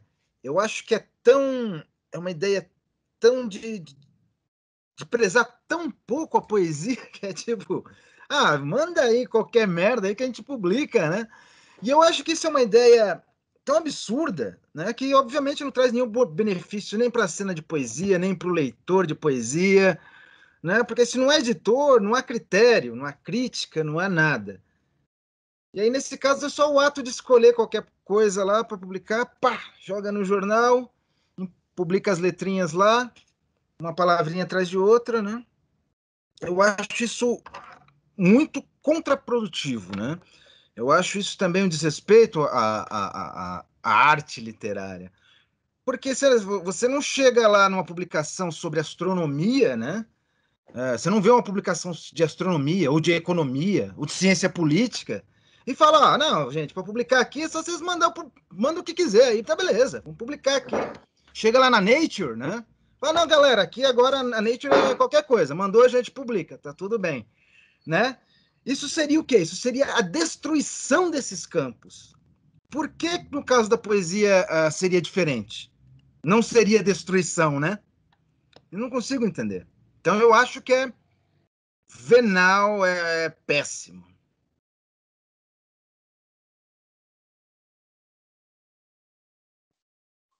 Eu vou aproveitar. Eu sempre lembro de um trechinho de um texto da Sofia de Mello Brain, que ela falando sobre poesia, sobre revolução cultural, e o texto dela diz: escrever má poesia dizendo que se está a escrever para o povo é enganar o povo 2 vezes, uma vez mais. Eu nunca sei citar ao pé da letra esse texto. E eu acho que esse tipo de seleção, que é o não haver seleção, essa, como o Fabiano falou, essa não definição do campo da poesia, que não é, que está bem longe de ser aquilo lá que a gente falou no começo do imposição de regras, no sentido pejorativo da coisa, é, sim, extremamente prejudicial. Vou ficar totalmente junto com a fala do Fabiano aí. E deixo aberto para se alguém quiser falar mais alguma coisa. E a gente sabe que o jornal tem assinantes também online, né? Eu, por exemplo, aqui em casa tenho acompanhado online, né? Até porque não tem banca aqui no bairro mais, mas eu gosto do impresso também, mas também não achei mais prático, até pela questão de estar lendo de manhã, enquanto você está fazendo outras coisas e tudo mais, né? A gente tem uma vida corrida também. Acompanho, e aí eu fico pensando como que, de repente, você, né, tá lendo lá, você fala, nossa, você sabe que aquilo é qualquer coisa também, né? E isso é muito ruim, porque qual valor você vai dar para as outras pessoas também, né? Para os outros escritores. E aí, qual a preocupação, né, dessa fonte para potencializar a região também, né, os escritores da região, pensando que aqui a gente tem uma questão de bairrismo, isso é claro, da região, todo mundo lê esse jornal, né, todo mundo acessa, e falta, e eu acho que nem é por falta de pessoas indicadas ao cargo, né, de potência mesmo, de poder comentar sobre autores da região e não região, porque a gente tem uma leitura até nacional, acho que até muito boa, né, pensando ainda hoje em jornal, e, e aí você vê que falta ainda esse olhar literário, né, esse peso e medida. E ao mesmo tempo a gente tem em São Paulo o Arnaldo, né, que tem a coluna, o blog e tudo mais, tem o Sarau da Maria, né, ele divulga nacionalmente pessoas da literatura, eventos, né, então já aconteceu de eu saber de eventos do próprio ABC no Sarau, no livro lá, né, na coluna, quer dizer, dele, e às vezes eu falo, caramba, eu li o jornal hoje, não vi, né? Como assim está acontecendo, né? Aí você vai lá no Face da pessoa, olha, não chegou, né? Tal, eu vou. E muito evento literário eu deixei de ir porque não sabia realmente. Porque embora a gente tenha rede social, 1000 amigos em comum lá, às vezes não chega porque vem muita coisa, né? Então, às vezes você não tem tempo também e tudo mais. E aí, quando você tem uma coisa ali pontual, é claro que você vai seguir aquilo, né? Eu, por exemplo, com o Arnaldo é direto, né? A gente segue direto, vê os lançamentos, vê sarau, lançamento de livro, eventos, bate-papos literários, tudo mais, premiações. Então, você acompanha isso com uma seriedade, né? E aí eu fico pensando que ao mesmo tempo que tem esse descaso, literalmente descaso, né, com a literatura local, a gente tem um dos maiores cartunistas do mundo, todo dia fazendo um trabalho seríssimo, porque ele entende do que ele está falando, né? Então, ele é uma potência. Então, a gente tem muita gente boa, assim, fera no campo artístico, especificamente falando da literatura hoje, e a gente sofre esse lapso, né? Porque a gente pega essa nova geração que não vai saber quem é Dalila, né? Quem é Tarso, quem é Zoe Jurema, né? Várias feiras novas de publicação, o pessoal chegou, nossa, você conhece o Zoe Jurema? Eu falei, nossa, há muito tempo.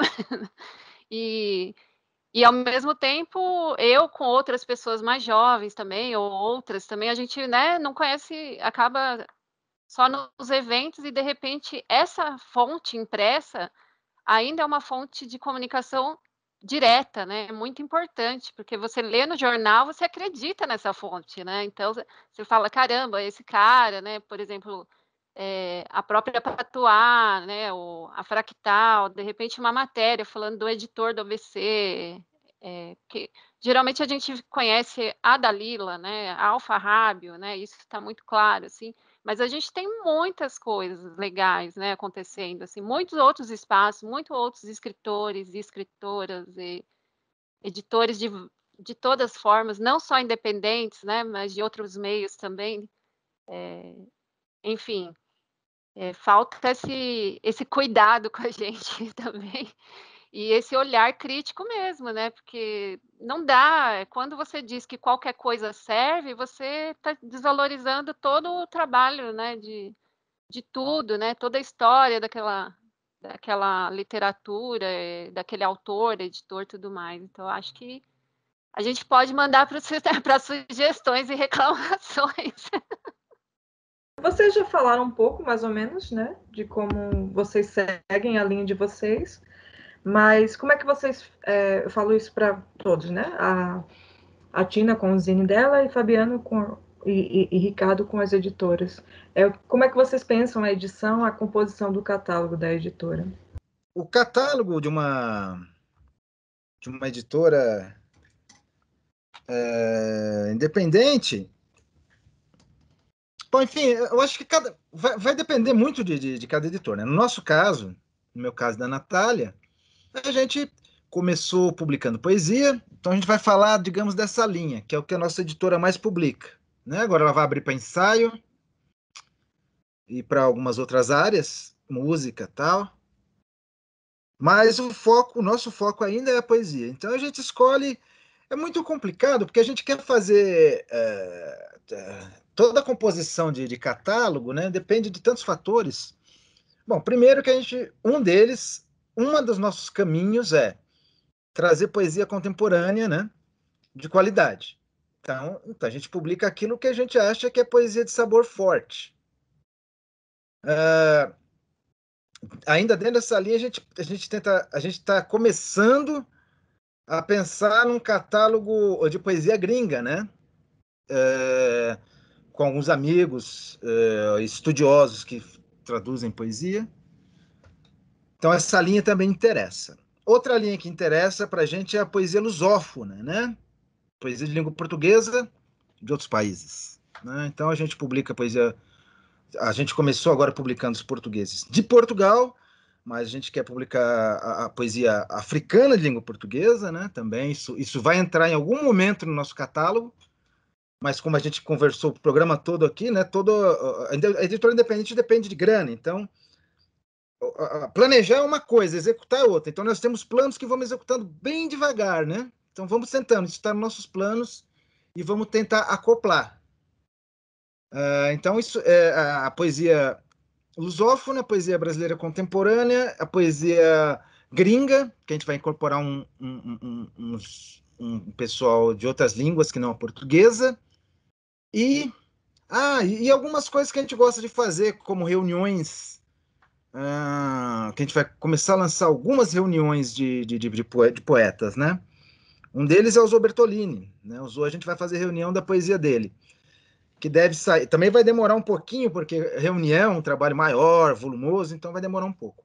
Mas resumindo, é isso. A gente escolhe a partir de um projeto cultural que a gente monta. O nosso projeto é esse: publicar poesia sabor forte, brasileira, contemporânea, língua portuguesa, estrangeira, e quando der, reunir, né, autores que não têm reunião ainda e que essa reunião vai dar uma visão ampla desse autor para a cena brasileira, né? É isso.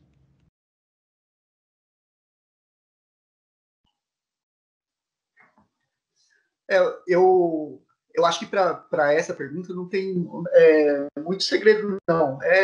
Nessa estrela que o Fabiano respondeu, com as dificuldades típicas do independente, a gente faz a parte do planejamento, mas depende de ter ou não a grana para executar. Então, acho que não tem muito segredo. A resposta é bem nessa esteira que o Fabiano, da fala do Fabiano. Na minha editora, especificamente, a minha ideia inicial era publicar prosa e poesia contemporânea, tentando, na medida do possível, privilegiar os autores estreantes. Então, a minha intenção inicial era se não 100% do catálogo, ao menos a maior parte dele fosse de primeiras publicações dos autores e autoras selecionados. Acabou sem que eu planejasse muito, que o catálogo da editora, se eu não me engano, dos livros que tem, a maior parte deles é de poesia. Creio que seja por conta de gosto pessoal meu, aí não tem como esconder muito, acabei pendendo para o lado da poesia, porque aqui na Fractal eu trabalho sozinho, eu faço a parte da seleção, até a parte de colocar o livro no correio e a limpeza do lugar que eu trabalho sozinho, bem nos moldes que eu aprendi com o Edu da Patois, que era assim que ele trabalhava no início da Patois, antes de ter eu ajudando, a companheira dele e tudo mais. Então, eu aprendi a reproduzir. Eu vou citar de novo a Paola Carosella, porque ela também tem uma fala que eu acho muito legal, quando ela fala para um dos participantes do programa lá que ela era jurada, ela olha para ele e fala: eu vou te dizer uma coisa do que é ser jurado. Eu não gostei, mas tá bom. Depois de ter experimentado o prato que ele apresenta. E acho que esse é um pensamento que eu tentei trazer desde o início para a Fractal, porque a gente não pode dizer se a gente é um escritor bom. Isso não cabe a gente dizer. Isso cabe a quem te lê dizer. Agora, uma coisa que eu acho que eu posso dizer, que a gente pode dizer da gente mesmo, é quando a gente se considera um bom leitor. E eu me considero um bom leitor. Talvez melhor leitor de poesia do que de prosa. E no sentido de saber enxergar as intenções por trás do texto, de saber que coisas que não necessariamente estão dentro do meu gosto pessoal, mas reconhecer que são boas obras. Então eu tentei trazer isso para essa construção desse catálogo que é extremamente pequeno por enquanto, eu espero que cresça, independente do tempo que leve, mas tentei trazer um pouco disso, esse pensamento cultural que a gente tem, como o Fabiano comentou,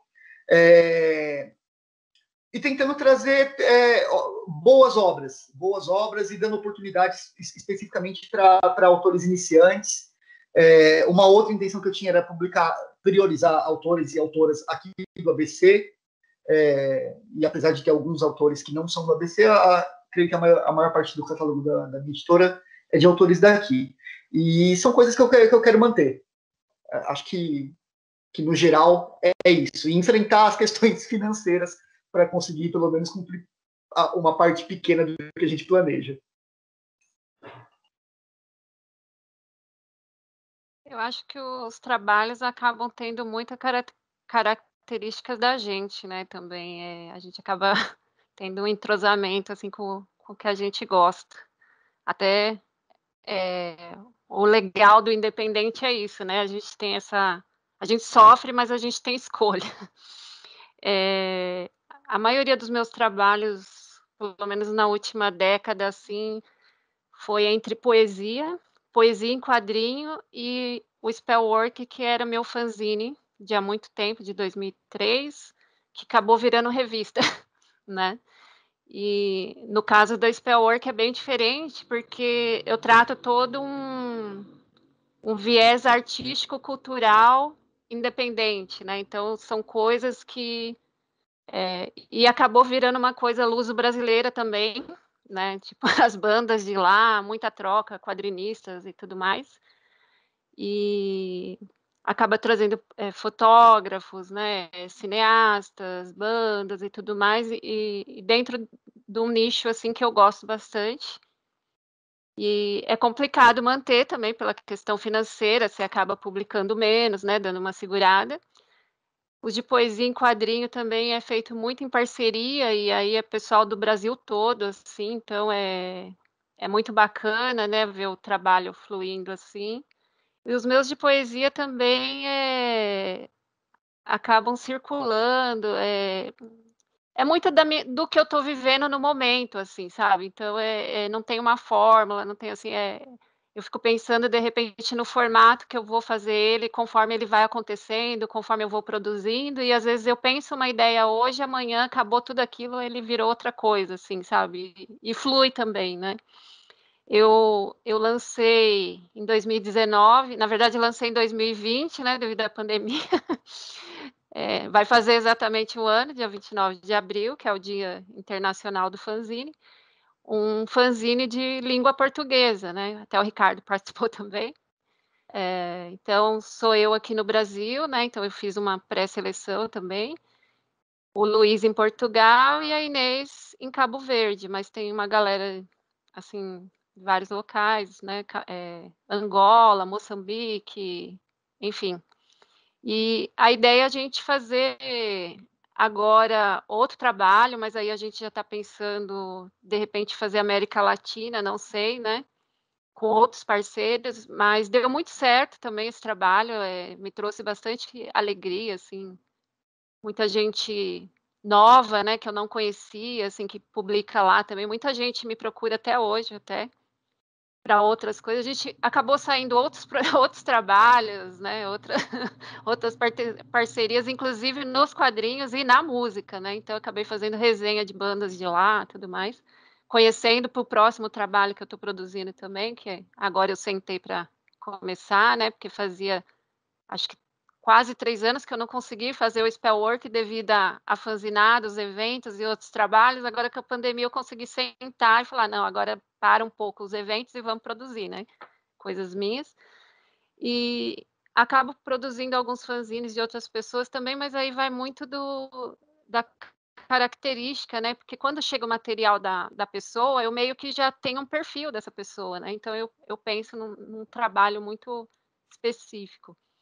Mas é muito punk, assim, porque você faz muito sozinho também, né, então a gente acaba fazendo coisas coletivas e solitárias também, mas, estamos aí produzindo, tem um trabalho para sair da Lei Aldir Blanc, né, na verdade 2, e são zines, com QR Code, né, que você pode ter acesso, então a gente pensou aí numa questão poética com a relação com a cidade, memória e afetiva, né, então é bem bacana também.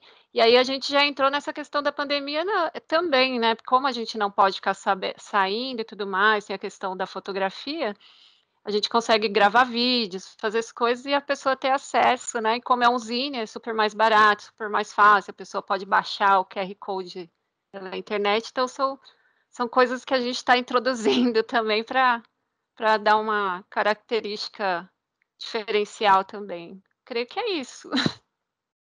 Passar da hora, a gente vai já encerrando, né? Mas aí eu queria saber se vocês querem fazer uma última fala, se vocês têm alguma coisa mais a falar sobre a escrita independente, seja no ABC, seja em outro lugar, não só no ponto de vista do escritor, né, mas no ponto de vista do editor, no ponto de vista do leitor também, né?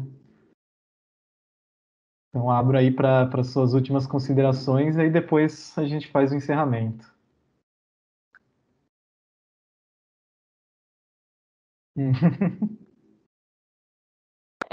O que eu deixo, assim, principalmente quanto pessoa, né? Eu acho que nem mais autor, editor, leitor, é que eu acho que o mundo nunca precisou tanto, né, da poesia como no momento, né? E quanto é importante a leitura, né? Porque as pessoas estão deixando, né, de interpretar texto, né? De ler mesmo. Então, é muito importante, não só pela questão de ser independente, mas quanto leitor, né, fomentador, seja lá educador, seja lá a palavra, que a gente fomente mesmo esses bate-papos, é muito importante, né, essa troca, para a gente ver que não está sozinho também, para ter que as gotas se tornem oceano, né, para a gente remar junto ali. E parabéns a todos, né? Muito importante nesse momento mesmo. Obrigadão. Não, eu também gostaria muito de agradecer a vocês todos. Foi um papo muito legal mesmo. Ao Sesc por por sempre trazer à tona, né, tanta coisa legal, né, e que é difícil, né, vir à tona, né? Então, vamos continuar aí na função, vamos resistir a tudo isso, né? Vamos na contramão de tudo de ruim que está, né, acontecendo. Acho que é isso, acho que a gente tem mais é que continuar, mesmo sendo difícil, mesmo a gente não vendo fórmulas mágicas para continuar, acho que a gente tem que continuar sempre. Então é isso, eu desejo a vocês uma ótima noite, que vocês tenham muita saúde e é isso. Prazerzão estar aqui com vocês. Bom, eu da minha parte também agradeço, foi uma conversa muito agradável, né? É sempre bom papear sobre poesia, sobre edição, sobre arte, sobre cultura. No final a gente estava falando sobre política também, né? Porque tudo isso é um processo político, né? De emancipação e de luta contra um tempo de trevas, né? Um sistema de morte. Eu acho que nesse sentido, né?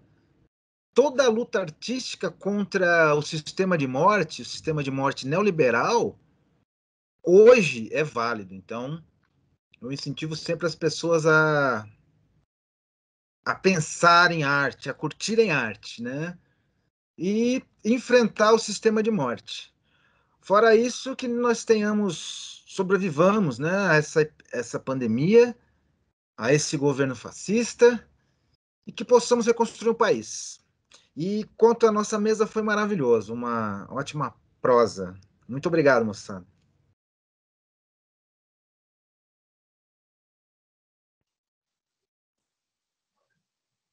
Olha, eu só tenho a agradecer também. Achei formidável passar essas 2 horas e um pouquinho já com vocês. Foi muito mais tranquilo do que eu imaginei que seria, porque eu me sinto muito ansioso para falar, quando é para participar dessas coisas.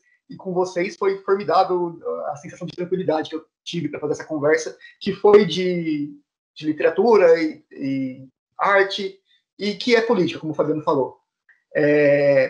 Enquanto eu ouvia vocês três falando aqui agora, da gente continuar e resistir, eu lembrei, já que a gente está falando de poesia, de um dos poetas que é um dos meus preferidos, que é o professor Horácio Costa. Ele tem um livro chamado Livro dos Fractas. Tem uma epígrafe que é de um autor, se não me engano, cubano, chamado Severo Sarduy, ou Sarduy, não sei pronunciar o sobrenome, que diz, também cito de cabeça, não sei se é a citação da letra, que ele diz: os personagens estão entrelaçados como em um alconte, mas cada um está preso à sua própria solidão. Eu quis trazer essa epígrafe agora para o momento que a gente está, para a visão que eu tenho do que é o meio independente, que eu acho sim que a gente pode estar até preso, cada um na sua própria solidão, independente do momento que a gente está inserido, mas ser do meio independente estar entrelaçado. Eu acho que a gente faz isso juntos, nas diversas acepções que essa palavra juntos possa ter. E no mais é isso. Espero que a gente possa continuar com nossos trabalhos. Desejo muita saúde a todos vocês. Que a gente resista a isso que vem se chamando de governo, que é um sistema fascista e de promoção da morte. E desejo que esse governo não chegue até 2022, que a gente se livre disso antes de 2022. E no mais é isso. Saúde para todos nós. E foi uma alegria imensa estar aqui com vocês. Bom, então agradeço a presença de todos, né? Da Natália, da Tina, do Ricardo, do Fabiano. Foi muito agradável, assim, né? Sentir esse gosto de uma certa resistência, né? Nesse momento tão frágil da pandemia, né?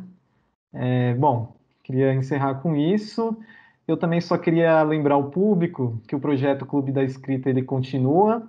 Ele vai abrir com a oficina Escrita Curativa, que será oferecido pela Jerusa Zelnes. E aí, mais informações sobre a inscrição vai estar descrito aqui no vídeo. Então, acompanhe essa e mais programações do Sesc São Caetano nas redes sociais do YouTube, Facebook e Instagram. Obrigado a todos.